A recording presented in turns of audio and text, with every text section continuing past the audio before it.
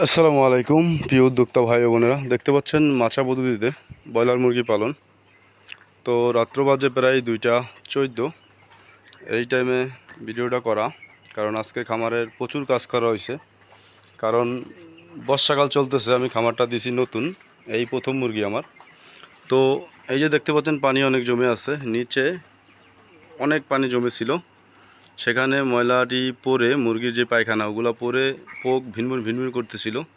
তাই আমি রাত্রে ময়লাগুলো সব একটি লাঠির মাধ্যমে বের করে দিয়ে মোটর দিয়ে পানি মেরেছি, সেই কারণে রাত্র অনেক হয়ে গেছে।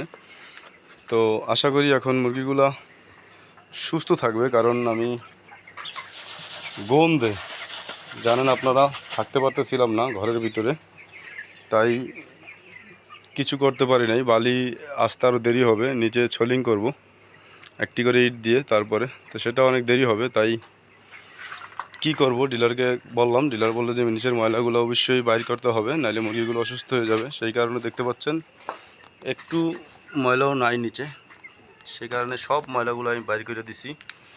তো এই কারণে দেরি হয়ে গেছে। তো মাচা পদ্ধতিতে ব্রয়লার মুরগি পালন কতটা লাভজনক সেটা এই আমার প্রথম ব্যাচ, এটা বিক্রি করার পরেই আপনাদেরকে আমি সঠিক হিসাব দিতে পারবো।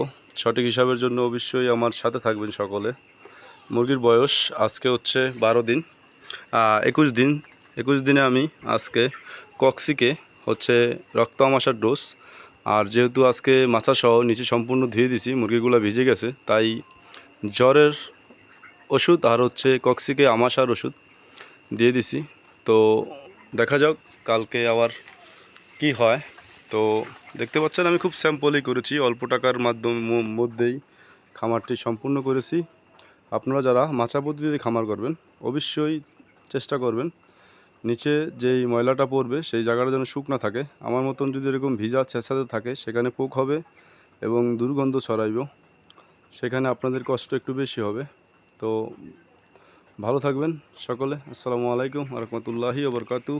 আর খবর সবসময় আপডেট পেতে আমার চ্যানেলটি সাবস্ক্রাইব করবেন, যাতে পরবর্তী ভিডিও পেতে পারেন। এটাই প্রথম আমার মাছা পদ্ধতিতে সেট করা হয়েছে, কারণ এর আগে খামার আমি করেছি। এই যে পাশে আমার একটা বড় সেট আছে 2200 স্কোয়ার ফিট, সেটা আমি পাটাতন সিস্টেম করেছি, সেখানে খরচা অনেক বেশি। তো এখানে আমি খুব স্যাম্পল হিসাবে কোনো মিস্ত্রিও নেই, কোনো কিছু নেই। এই যে টিনগুলো আমার বাসার ছিল, আর বাঁশ সুপারি গাছ এগুলো আমার ঝাড়েই ছিল নিজস্ব, সেখান থেকে কেটে এনে দিয়েছি। আজকে 21তম দিন। মুরগিগুলো দেখতে পাচ্ছেন রাত 2টা বাজে, একটি ফ্যান এবং 2টি লাইট দিয়ে দিছি, সেখানে খুব ভালো আছে মাশাআল্লাহ। তো সকলে দোয়া করবেন আমার জন্য, আর ভালো থাকবেন, সুস্থ থাকবেন।